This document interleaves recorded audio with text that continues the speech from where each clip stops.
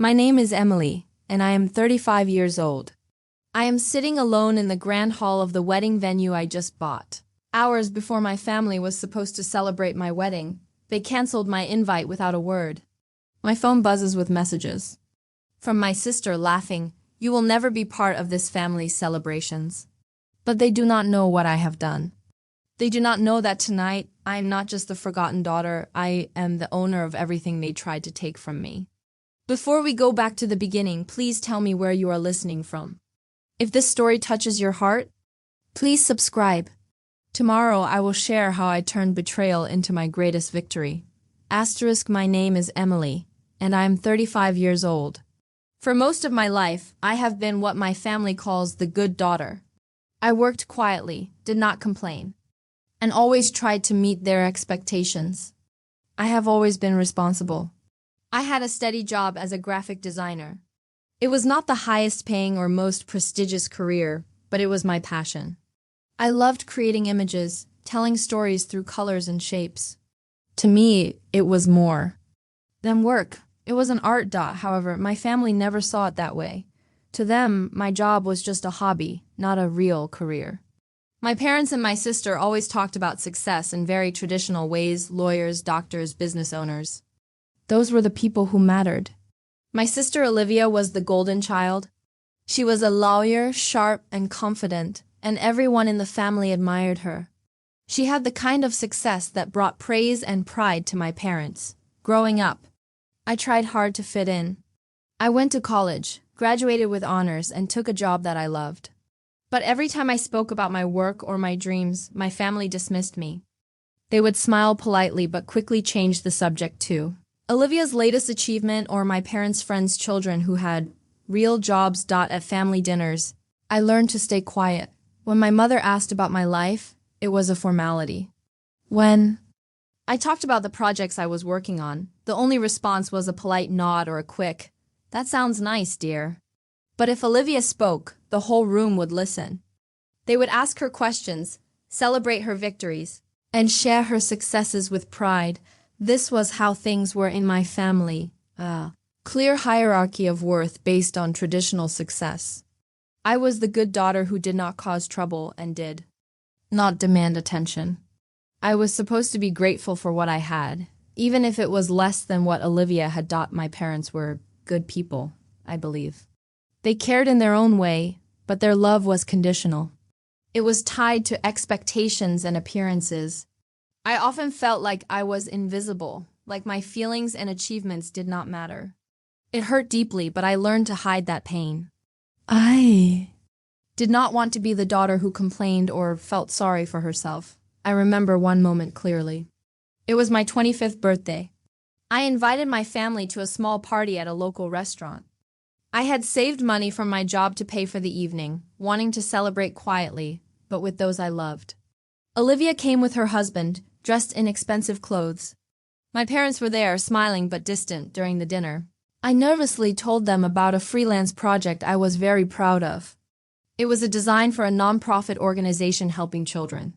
I described how I had worked late nights and weekends to complete it, and how the client had praised my work. I hoped for some encouragement or at least interest. Instead, my mother said, "That sounds nice, Emily, but when will you get a job with real stability? Olivia has just been promoted to partner at her law firm. That is the kind of success you should aim for." Olivia smiled smugly and added, "You know, Emily, design is fun, but it is not a serious career. Maybe you should consider something more practical." I felt my face flush. I wanted to say something, but the words stuck in my throat. I looked down at my plate, feeling small and disappointed. The rest of the evening, the conversation turned back to Olivia's achievements, and I was left feeling invisible in the room full of people I cared about. Despite all this, I did not lose my passion. I continued to work hard, taking small jobs, building my portfolio and dreaming of one day owning my own studio. I kept my struggles to myself and did not share my feelings with anyone outside the family. I was proud, stubborn, and determined. At work, I was known as reliable and creative. My clients appreciated me, and I was slowly building a reputation. I saved every penny I could, even though I was not making a lot of money. I wanted to prove to myself, and maybe someday to my family, that I was capable of more The family dynamics were complicated. My parents often praised Olivia openly and expected me to follow her example. I was expected to attend all family events, support Olivia's career celebrations, and keep the peace. If I raised my voice or challenged their opinions, I was accused of being difficult or ungrateful. Olivia was not always cruel. Sometimes she showed kindness, but it was always in a way that reminded me of my place. She would give me advice on how to be more like her, more serious, more ambitious, more polished. She believed she was helping me, but it felt like criticism wrapped in concern. One Christmas, I received a gift from Olivia. It was a book about business success and self-improvement. Inside, she wrote, "I hope this helps you find your path." The words hurt because they implied that I was lost or not good enough. I spent many nights wondering why. I was not enough for my family. Why did they only see Olivia's success and ignore mine? Why was my quiet dedication not enough to earn their respect? These questions haunted me, yet I held on to hope.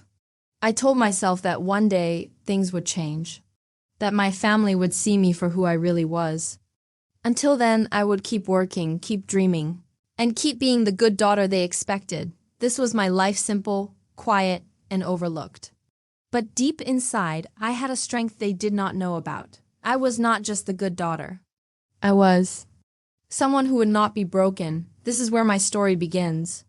A story of betrayal, pain, and finally empowerment. A story about what happens when a family tries to erase you, but you refuse to disappear. Growing up in my family, I learned early that I was always the smallest voice in the room. It was not just about the big moments, but the many small moments that piled up over the years. Each one felt like a tiny cut, invisible to others, but sharp and painful to me. These moments shaped how I saw myself and my family's view of me. One memory stands out clearly from my childhood. It was a summer holiday when I was about 10 years old. Our family went to visit relatives in another city. My sister Olivia was 11 and always the center of attention. She was bright, confident, and had a way of making everyone listen to her. I was quieter and more shy. I loved to read and draw, but I was not good at speaking up during one family dinner. I was eager to tell a story about a drawing contest I had won at school. I waited for the right moment, when the adults seemed ready to listen. I started to speak, my voice soft but hopeful. But before I could finish a sentence, my uncle interrupted me and said, "Oh, that is nice, Emily, but did you hear about Olivia's new school award? She got the top grade in math. That is something to be proud of." The adults laughed and nodded. Olivia smiled and began to talk about her award in detail. I felt my story shrinking inside me. My drawing suddenly seemed less important. I stopped trying to tell it. That night, I cried quietly in my room. It was the first time I understood that my accomplishments were not enough for my family. I learned that to them, I was always second best. Another memory is from my high school graduation. Olivia graduated a year before me. She was the star student, and the whole family attended her ceremony. There were many photographs, smiles, and congratulations. When it was my turn to graduate, I felt hopeful that things might be different. I had worked hard and earned good grades. I was proud of myself, but when I invited my parents and Olivia to my ceremony, their response was lukewarm. My mother said, "We will try to come, but Olivia has an important event at work." My father added, "You know how busy things are? Maybe we can celebrate later." On the day of my graduation, only a few distant relatives showed up. My parents sent a brief congratulatory message but did not attend. Olivia was absent. I remember sitting alone in the auditorium, feeling invisible again. After the ceremony, I waited for them outside the hall. My mother finally appeared but looked distracted. She said, "Congratulations, Emily, we are proud of you." Her words felt empty. I wanted more. I wanted them to show up, to be there for me as they were for Olivia, but they did not. I realized then that I was always going to be the quiet daughter, the one who did not deserve the spotlight. Family dinners were often the hardest. Every Sunday we gathered at my parents' house. It was a tradition. But those evenings were filled with comparisons and subtle slights. My parents would ask about Olivia's career, her promotions, her new house. They would praise her loudly and expect me to join in the celebration. If I tried to share something about my own work, it was met with polite silence or a quick change of subject. Once I told my father about a client who had praised my design work. He looked up from his plate and said, "That is nice, Emily, but do you think you can make a real living from it? You should think about something more stable." I wanted to argue to defend my work, but I held back. I did not want to start a fight, so I nodded and kept quiet. Inside, I felt frustrated and small. One particular dinner is etched in my memory. It was a cold winter evening. I had just received a small award from my design association for creativity. I was excited to share the news with my family. As I told them, my mother frowned and said, "Awards are nice, but they do not pay the bills. Olivia just bought a new car. That is the kind of success you should aim for." My sister added, "You know, Emily, you really should try harder. Maybe if you worked more, you could be like me." I felt tears sting my eyes.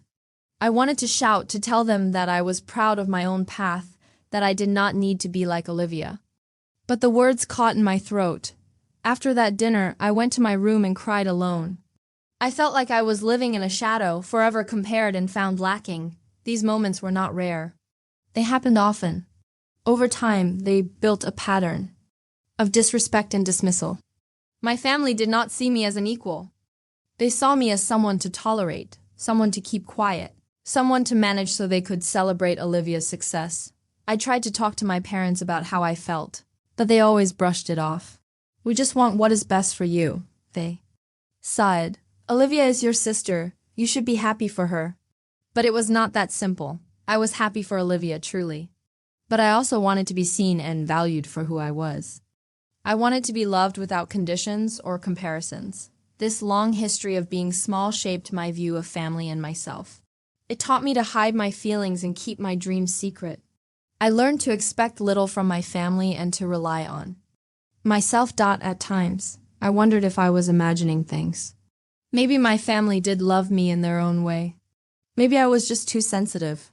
But the pain was real, and it did not go away. Despite this, I never stopped hoping for change. I held on to the belief that one day I would prove my worth not just to my family, but to myself. This history of being small set the stage for what was to come. It made me strong in ways they did not see. It prepared me for the betrayal that would shake me to my core. And it fueled the fire that would lead me to take control of my own story. While my family saw me as the quiet, overlooked daughter, I was quietly building something they did not expect. I had a secret strength, a hidden life they never knew about. It was a small but important victory that gave me hope and power in a world where I was often dismissed. I did not tell anyone, not even my closest friends. It was my own private project, something I controlled. While Olivia enjoyed her public successes and my parents celebrated her loudly, I was working behind the scenes. I was building financial independence and security. Brick by brick, I started with small steps. Every month, I set aside a portion of my income. It was not much, just what I could spare after paying bills and rent. I opened a savings account in my own name, far away from family scrutiny. I learned about investments, stocks, and real estate. I read books and took online courses to educate myself. I wanted to be smart with money, even if I had little of it. For years, I worked late nights and weekends, freelancing in addition to my full-time job. I took on extra projects, negotiated better contracts, and saved every extra penny. I did not buy expensive clothes or gadgets. I did not go on luxurious vacations. Instead, I focused on what mattered, building my future. At first, it was slow. My savings grew little by little. I felt proud of every dollar I saved, every smart decision I made. It was proof that I could succeed on my own terms. Even if my family did not believe in me. Then one day I saw an opportunity. A small property was for sale near my workplace. It was an old building, not impressive to most people, but I saw potential. I visited the site many times, imagining how it could be transformed into a creative studio. I made plans and spoke with local agents. With the savings I had accumulated and a small loan I qualified for on my own, I bought the building. It was a risk, but one I was willing to take. This was my first major investment. It was something I owned outright, something tangible that belonged to me. I worked tirelessly to renovate the space. I hired contractors, planned the design, and poured my energy into making it a place where I could work and grow my business. The building became a symbol of my independence. It was proof that I was more than the good daughter or the quiet one. I was a businesswoman with a vision. Over the years, my studio grew. I hired a few assistants, took on bigger clients, and expanded my services. I kept detailed records of every expense, every contract, every payment. I wanted to be prepared for anything. I knew that one day, this secret strength might be my only protection against my family's doubts and dismissals. At home, I still played the role expected of me. I smiled and nodded when my parents and Olivia talked about their successes. I listened quietly as they made plans and decisions that did not include me. I kept my secret safe. It was my shield and my power. Sometimes I felt lonely. It was hard to carry this secret alone, but I also felt proud. I had built something real, with my own hands and mind. I had proven to myself that I was capable. I also kept track of how much financial support I had given to my family over the years. Though they did not know it, I had helped in many small ways, paying for repairs at my parents' house, covering medical bills, lending money without asking for anything in return. I kept records of these payments, receipts, and bank statements. I did this not because I wanted praise or recognition, but because I wanted to be clear about what I had done. I wanted to protect myself in case things ever went wrong. I had learned from experience that family can be complicated, and sometimes love is mixed with expectation and entitlement. Through this secret work, I grew stronger. I began to believe that I did not need my family's approval to be valuable. I was building a life on my own terms. A life that was stable, creative, and mine. I often thought about telling my family. Maybe if they knew what I had done, they would respect me more. But then I remembered how they had always dismissed me. I worried that if they found out, they might try to take what I had built. They might use it against me or treat me worse. So I kept quiet. My secret was safe. This hidden strength gave me confidence. It made me feel prepared for the challenges ahead. Because deep down I knew there would be challenges. Family is never simple, especially when money and pride are involved. Looking back, I see this secret as the turning point. It was the foundation for my eventual vindication. It was the key to my survival and success. I was ready for whatever came next. The invitation came a few weeks before the big day. My parents were hosting their 30th wedding anniversary party. It was to be a grand event, held at the same expensive venue where Olivia's wedding was planned to take place. I received the formal invitation in the mail, a crisp white card with gold lettering. It was elegant and beautiful, but then I noticed something. My name was missing from the list of invited guests. At first, I thought it must be a mistake. I called my mother. "Mom, I got the invitation," I said, trying to keep my voice steady. "But I do not see my name on the guest list." "Did you forget to include me?" There was a long pause on the other end. Then she said, "Emily, we had to make some difficult decisions about the guest list. It is a very small gathering. We thought it was better if you did not come this time." I felt my chest tighten. "Why?" I asked quietly. She said, "It is nothing personal. We just want this to be a calm, intimate evening with close family and friends." I wanted to argue, to tell her how hurt I was, but I knew it was useless. This was just another way of telling me that I was not important enough to be part of the family celebration. The fact that Olivia was included made it even harder to accept. She was the golden child, always at the center of family events. 2. Be excluded while she was celebrated was a painful reminder of my place in the family. Despite the hurt, I knew I had to attend the anniversary party. It was my parents' celebration, and I wanted to honor them. I told myself that I would be calm and polite, that I would not let this slight ruin the evening. In the days leading up to the event, I overheard conversations and comments that made my anxiety grow. Olivia was excited and talked openly about the party as if it was a grand victory for her. "She is finally seeing the family the way we always wanted her to," my mother said once. "She is moving up, making the right connections." It is good for all of us, my father added. Emily has to understand her role. She will get there one day if she tries hard enough. I felt like I was shrinking inside. Their words were full of condescension and expectation.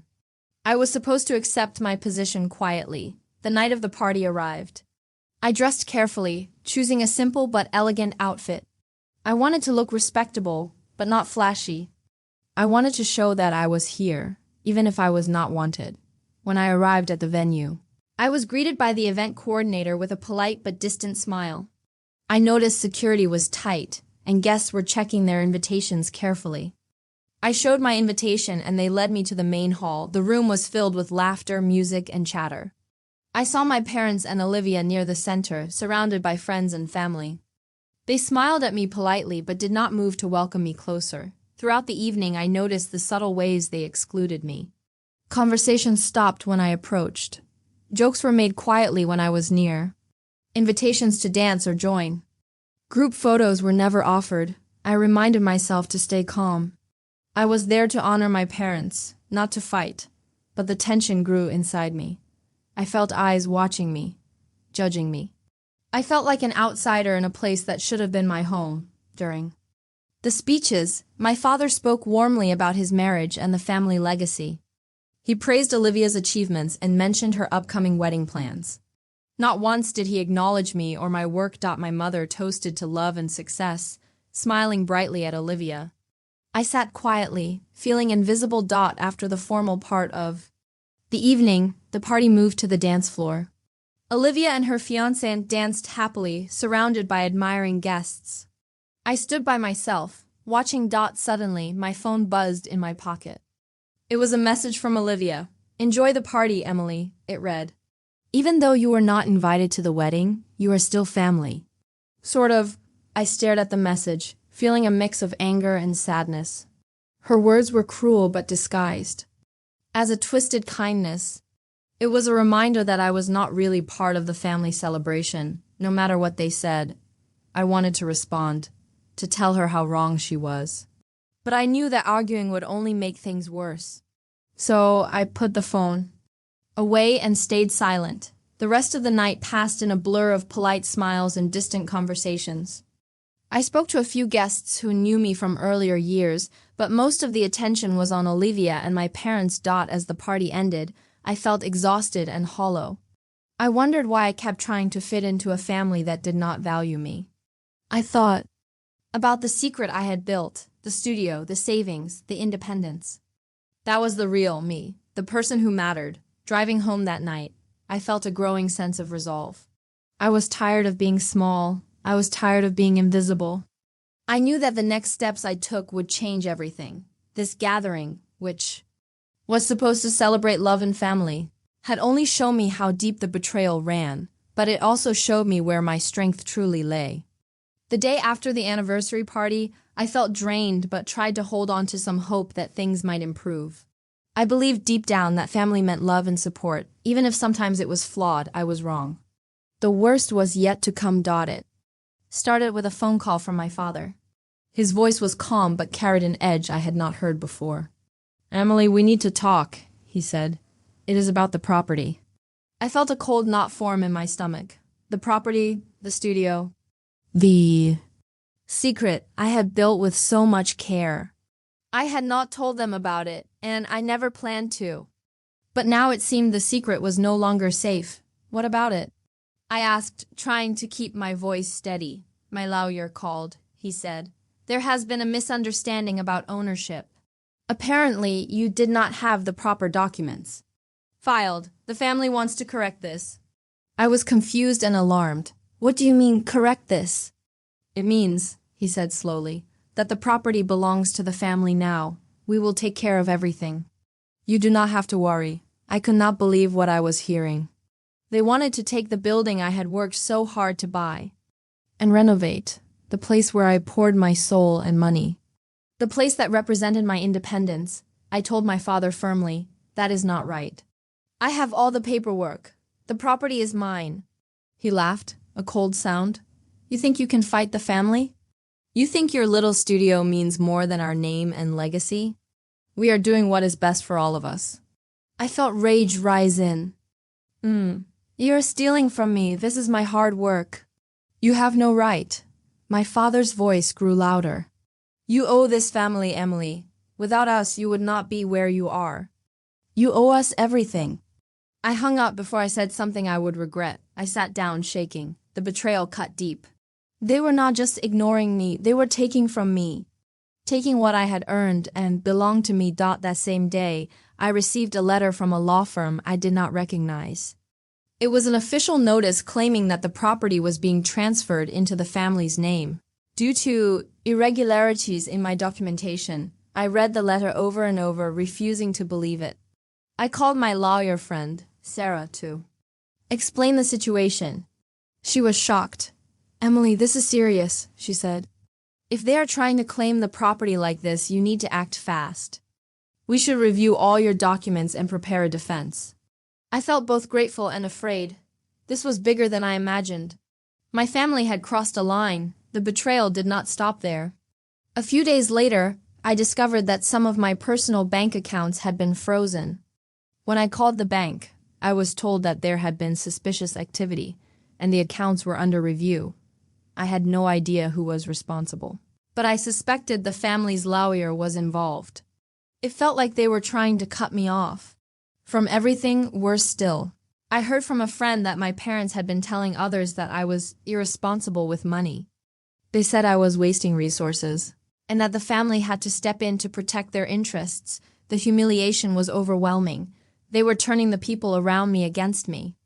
They were destroying my reputation while stealing from me. That week, I also got a message from Olivia. It was cold and mocking. You always thought you were better than us, but look where it got you. You are alone now. This family will not let you win. I wanted to respond, to defend myself, but I felt numb. How could the people who were supposed to love me treat me like this? The betrayal was not only about money or property.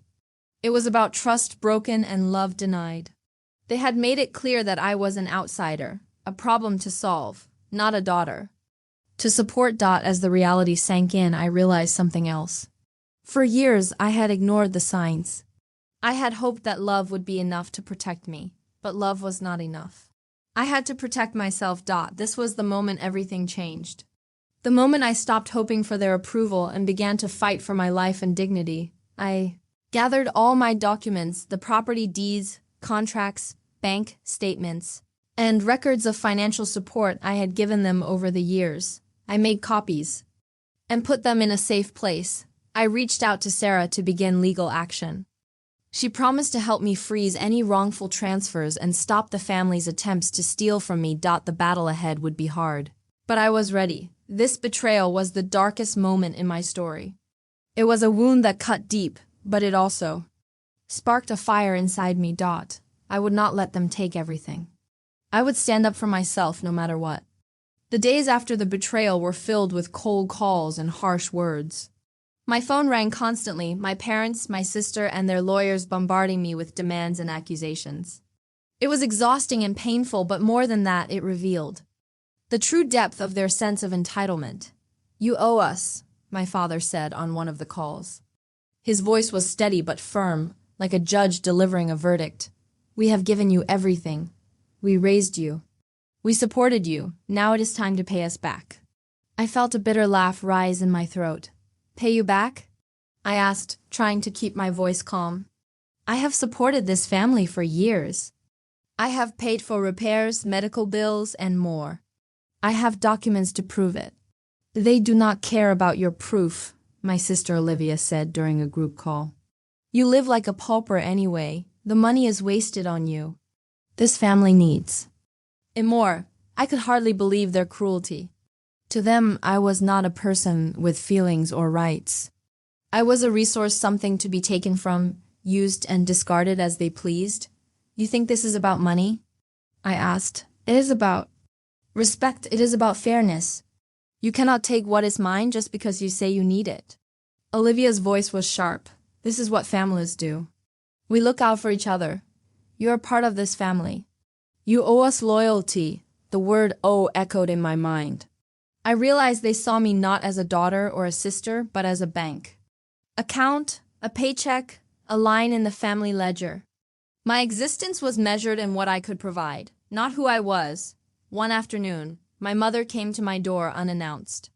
Her eyes were cold, and her voice carried the same entitlement. "We are doing this for your own good," she said. "You do not understand the sacrifices we made. You owe us your gratitude and cooperation." I looked at her and said firmly, "No, I do not owe you anything except honesty and respect. I will not let you erase my hard work or my rights." Her face tightened, but she said nothing more. She turned and left without another word. The calls and messages continued. They tried every angle to pressure me, to guilt me, to confuse me, to wear me down. They said things like, "You are breaking the family," and "Think of your father's health," and "You are selfish and ungrateful." Each phrase was like a blow, but I held firm. I knew that standing up for myself was the only way forward. During one call, my father said something that shocked me. "We do not want to hurt you," he said. "But if you do not cooperate, there will be consequences. You will regret it." It was a threat thinly veiled as a warning. I realized they were willing to use fear to control me, but I was no longer afraid. I remembered all the times I was dismissed, ignored, and belittled. I remembered the years of quiet suffering and the nights I cried alone. I remembered the secret strength I had built, the property that was mine, the savings I had saved. I was done being small. I was done being their victim. I told them all this calmly, in a letter I sent through my lawyer. "I am your daughter. I deserve respect and fairness. I will not allow you to take what belongs to me. If you want a relationship, it must be built on honesty and equality, not demands and threats." The response was silence, or worse, more manipulation and lies. But I knew I had taken the first step toward freedom. This stage of the battle was brutal. It was not just about money or property. It was about reclaiming my identity. It was about telling my family that I would no longer be their resource to use. Looking back, I see this as the moment the scales began to tip. The moment I stopped being a victim and started being an equal. For years, I had lived quietly with the weight of being overlooked, dismissed, and taken for granted by my family. I carried their judgments, their silence, and their demands without protest. I smiled through the hurt. I tolerated their condescension. I told myself to be patient, to be kind, to forgive. But inside, the pain built like a slow gathering storm. The betrayal and the cruel words that followed their claim on my property were the final sparks. Something inside me snapped. It was not a sudden explosion of anger, but a cold, clear moment of decision. I was done. I remember sitting at my desk late one night, surrounded by the quiet hum of my studio. The soft glow of the computer screen illuminated the stacks of papers, legal documents, bank statements, contracts, all proof of what I had built with my own hands and heart. My phone was silent, no calls from my family, no threats or demands, just silence. In that stillness, I realized something important. I was free. I was no longer a frightened daughter hoping for approval. I was a woman who had the power to protect herself and take control. I thought back to all the times I had held. Back times I had swallowed my words, hidden my feelings, and endured disrespect. I saw those moments clearly now, not as failures but as fuel. Fuel that had built my patience and strength. I decided that from this point forward, I would no longer live for anyone else's approval. I would set firm boundaries and protect my life, my work, and my dignity. The snap was a quiet revolution inside me. It was not about revenge or anger. It was about self-respect and courage. It was about reclaiming my voice. I began by writing down everything I felt. I poured my emotions onto the page: anger, sadness, hope, determination. I wrote letters to my family, not to send but to release the feelings I had kept bottled up. For so long, I reminded myself of my worth. I remembered the victories they never saw, the late nights working on projects, the savings I had built, the business I was growing. I held on to these truths as anchors. At the same time, I made practical plans. I spoke with my lawyer friend Sarah, and together we prepared for the fight ahead. We reviewed all my documents and made sure everything was in order. I was ready to face whatever came next, But more importantly, I was ready to stand tall. The snap was also about forgiveness, not for them, but for me. Forgiveness that freed me from carrying their pain and disappointment. Forgiveness that allowed me to move forward without bitterness. I realized that holding on to hurt only gave my family power over me. Letting go would take that power away. It was not easy. Some days the old feelings returned: doubt, loneliness, sadness. But I reminded myself that these were just feelings, not facts. I was stronger than my fears. The snap was the turning point. It marked the end of my silence and the beginning of my voice. It was the moment I chose myself. From that day on, I acted with calm confidence. I answered their calls and messages, but only when necessary. I refused to be drawn into arguments or guilt trips. I kept my boundaries firm. I also reached out to people who supported me: friends, colleagues, and mentors. Their encouragement lifted me. They reminded me that I was not alone. One evening, after a long day of meetings and phone calls, I sat in my studio and looked around at everything I had created. The walls, the furniture, the artwork, it was all mine. No one could take it away without my consent. I smiled quietly to myself. I had come a long way from the girl who cried alone after family dinners. The snap was not just about fighting back. It was about healing and growing. It was about becoming the woman I was always meant to be. As I prepared for the next steps: legal battles, difficult conversations, and personal challenges, I knew one thing for sure: I would never let anyone make me feel small again. After the snap, I knew I had to act quickly and smartly. It was not enough to feel strong inside. I had to protect what was mine, and I had to do it in a way they could not ignore or undo. I called Sarah, my lawyer friend, first thing the next morning. Her voice was calm and steady on the phone. "Emily, we are going to take control of this situation. I want you to gather every document you have: deeds, contracts, bank statements, emails. Anything that proves your ownership and your financial support to your family. We will use these to build your case." I spent the next few days collecting and organizing everything. I printed copies of every contract related to the property. I made a detailed timeline of payments I had made to my parents over the years, with receipts and bank transfers as proof.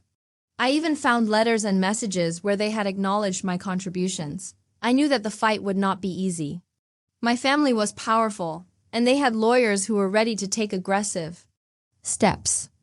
But I had something more important: truth and preparation. Sarah filed a motion to freeze any transfers related to the property. This stopped my family's attempts to claim it illegally. She also helped me send a formal letter demanding they stop all interference and respect my rights. At the same time, I took other actions to protect myself. I contacted the bank to review the suspicious activity on my accounts. They worked with me to increase security, change passwords, and monitor transactions. I also began to cut financial ties with my family. I stopped sending money for repairs or bills. I no longer covered expenses or helped in secret. This was difficult because for years I had quietly supported them. But I realized that my generosity had been taken for granted for the first time. I put myself first. The next step was to prepare for any legal challenges. Sarah and I discussed potential strategies. We planned to prove my sole ownership of the property and challenge any false claims. We also prepared to present evidence of my family's attempts to manipulate and steal. Meanwhile, I stayed calm and collected when dealing with my family. When they called or messaged, I responded politely but firmly. I did not get angry or defensive. I kept my tone steady and clear. One day, Olivia called me demanding to meet. I said no. I told her that all communications should go through our lawyers. She sent angry messages, but I did not reply. I knew that emotional reactions would only give them power. Staying calm was my way of controlling the situation. Throughout this time, I leaned on my supportive friends. They reminded me of my worth and strength. They offered practical help and emotional comfort. Their presence was a lifeline. One friend, Lavra, suggested I document everything. "Keep a journal of all interactions," she said. "It will help you stay clear and focused." I took her advice. Every call, message, or meeting was noted. It was a way to protect myself and keep track of the truth. As days passed, I felt more confident. I was no longer the quiet daughter who waited for approval. I was a woman taking charge of her life and rights. I also found new strength in setting clear boundaries. I told my parents and Olivia that I would no longer tolerate disrespect or interference. I explained that I expected fairness and honesty if we were to have any relationship. They did not respond well. But I did not back down. The decisive action was not only about legal steps. It was about reclaiming my power and refusing to be a victim. Looking back, I see this period as a turning point. It was the moment when I stopped running from the problem and faced it head on. It was when I learned that courage and preparation go hand in hand. The property was safe for now. My accounts were secure, and my family knew that I was serious, but the road ahead would still be challenging. I reminded myself every day I was no longer alone. I had allies. I had strength. And most of all, I had the right to stand up for myself. The moment I took decisive action, the atmosphere around me changed. The calm I had fought so hard to maintain began to ripple with tension. My family, who had always treated me like a silent resource, suddenly realized I was no longer a passive target. Almost immediately, the consequences of my resistance hit them hard.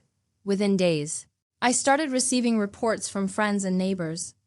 The family's bank accounts had been frozen temporarily due to irregular transactions flagged by the banks. Credit cards they relied on were declined at stores and restaurants. Their plans for large purchases and vacations were abruptly canceled. Word spread quickly. My family was panicking. At first, they tried to contact me. Calls and texts flooded my phone, pleading, threatening, and manipulating. Olivia sent messages accusing me of destroying the family.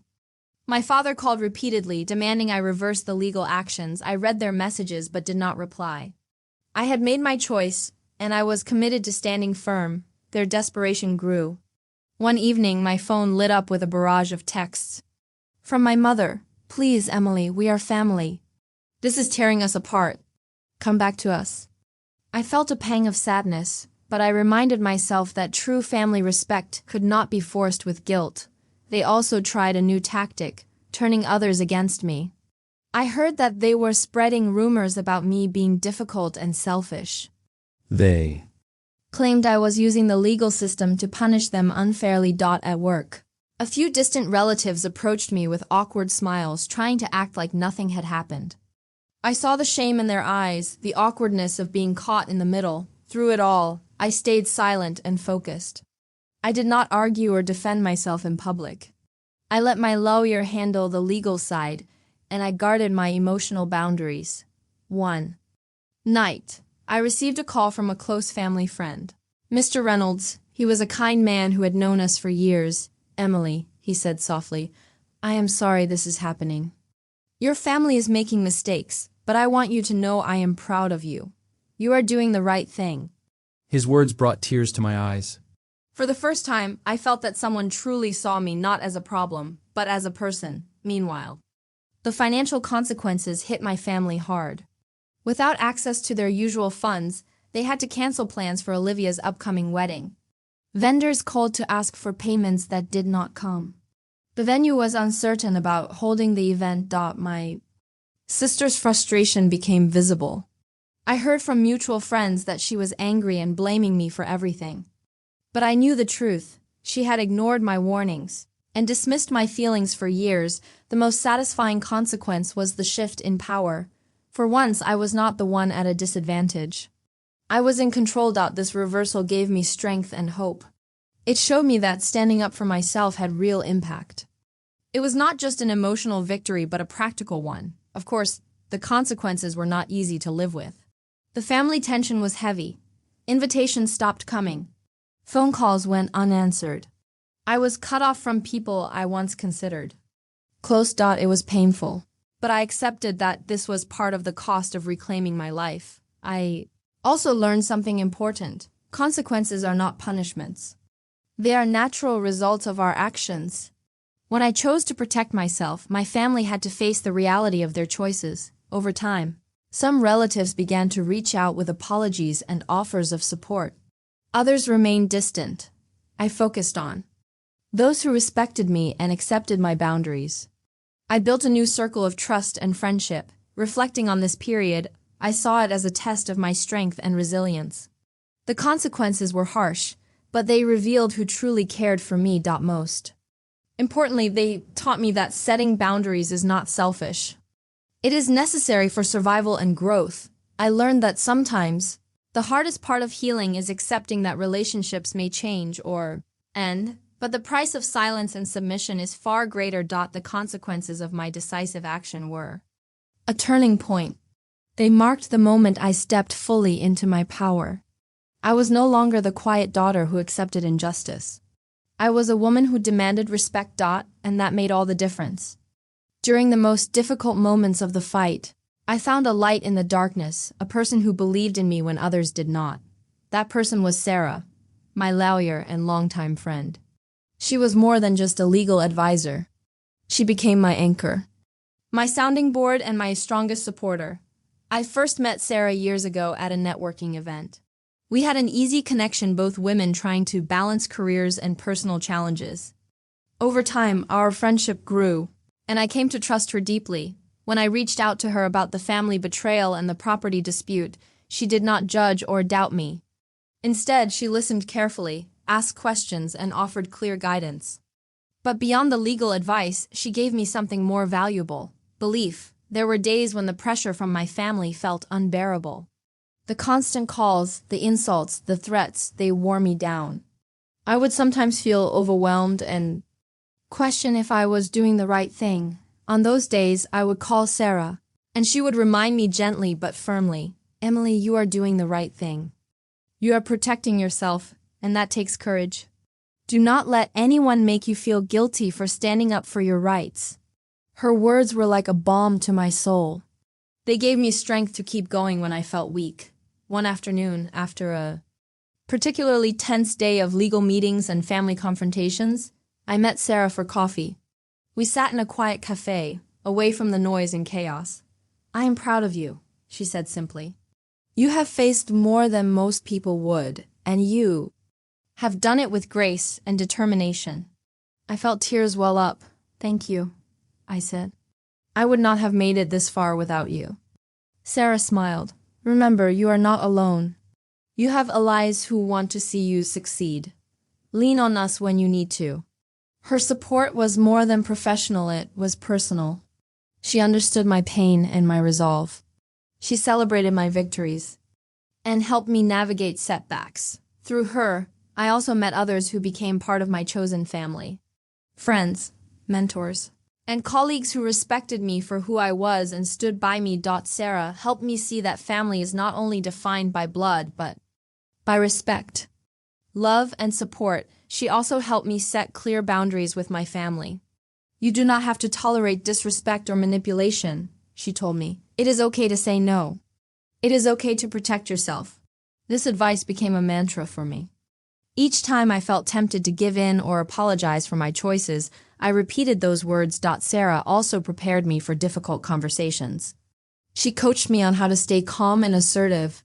She helped me avoid emotional traps and keep the focus on facts and fairness. One day, after a long court hearing, she turned to me and said, "Emily, your courage is inspiring.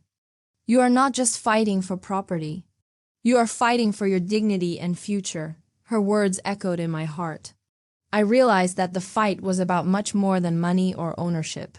It was about reclaiming my voice and self-worth outside the courtroom. Sarah also reminded me to take care of myself. She encouraged me to rest, to spend time with friends, and to do things that brought me joy. I began to find balance again. I started painting again, something I had stopped doing when the conflict began.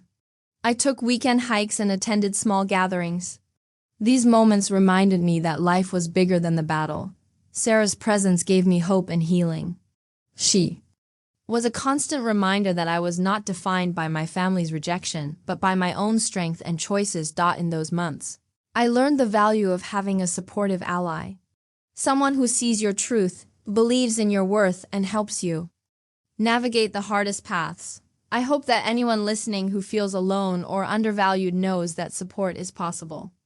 that there are people who will stand by you, cheer for you, and help you rise. Because sometimes, all it takes to change your life is one person who believes you. With Sarah's support, I continue to fight, to heal, and to build a new life. Life where I was respected, loved, and free to be myself. And that made all the difference. Months passed since the last confrontation with my family. Life slowly settled into a new rhythm, a rhythm that was quieter, calmer, and far more peaceful than before. I found myself waking up each morning without the familiar knot of anxiety in my stomach. The weight of constant worry had lifted, replaced by a gentle sense of freedom. It was as if I had shed an old heavy coat and stepped into fresh air. My business, the studio I had fought so hard to protect, was thriving.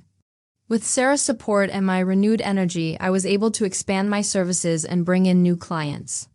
The one secret place that I had built quietly was now my pride and joy, a symbol of my independence. I surrounded myself with people who truly cared. Friends I chose for their kindness, respect, and honesty. These people were my chosen family, and they supported me in ways my biological family never had. One evening, I invited a few of these friends to my studio for a small gathering. We laughed, shared stories, and celebrated not just my business success but the journey I had taken to get there. It was a moment of pure joy, a moment I had longed for during the darkest times. Living a new and quiet life did not mean I forgot the past. I carried my experiences with me as lessons and reminders. They taught me about strength, boundaries, and the importance of self-respect. I no longer sought validation from my family. Their opinions no longer shaped my sense of worth.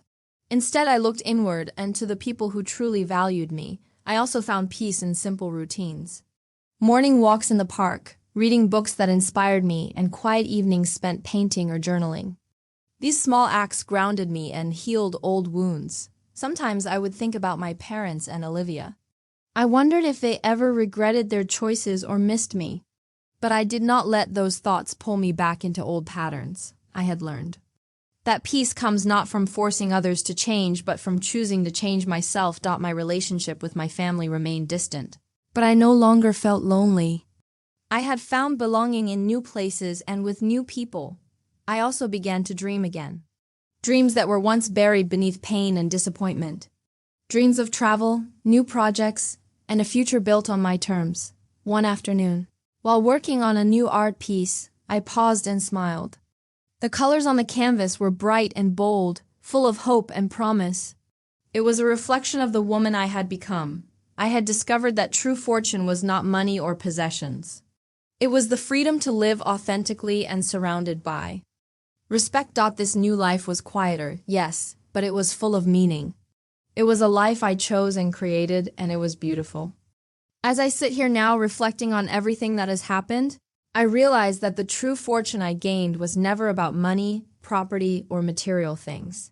It was something far more valuable, something that no one could ever take away from me.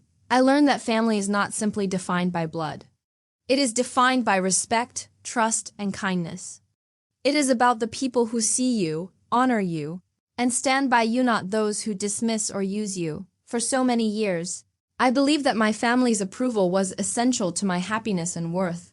I believed that if only I worked harder, gave more, and stayed silent, I would earn their love. But that was a lie I told myself. The moment I stopped chasing their approval and started standing up for myself was the moment I found real freedom. It was not easy to walk away from the family I had grown up with. The pain of rejection ran deep. The memories of shared moments, good and bad, were always with me. But I understood that holding on to relationships that made me feel small was like holding on to chains that bound me. I chose instead to break those chains. In doing so, I discovered my real fortune, self-respect. I found the courage to say no, to demand fairness and honesty. I found the strength to protect myself when others tried to take advantage. I found the wisdom to build a life on my own terms, surrounded by people who truly cared. This fortune gave me peace. It gave me joy. It gave me hope. I remember one quiet evening, sitting in my studio, the sun setting through the windows.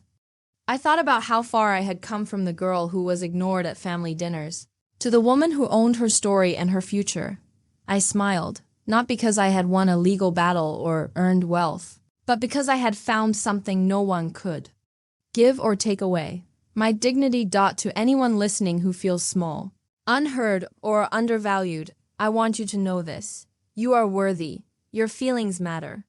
Your dreams are valid. Do not let anyone make you feel less than you are. You deserve respect and love just as you are. It is okay to set boundaries. It is okay to walk away from toxic people, even if they are family. Your well-being matters. The greatest gift you can give yourself is the courage to protect your heart. I learned that family can be chosen as much as given. Sometimes our real family is the friends and allies who stand with us, not the ones who hurt us. My journey taught me that strength grows from pain, and healing begins when we decide to put ourselves first, and that truly is a fortune beyond measure. Thank you for listening to my story. I hope it gives you hope and courage in your own life. Remember, you are never alone. There is strength in standing up for yourself, and there is freedom in choosing your own path.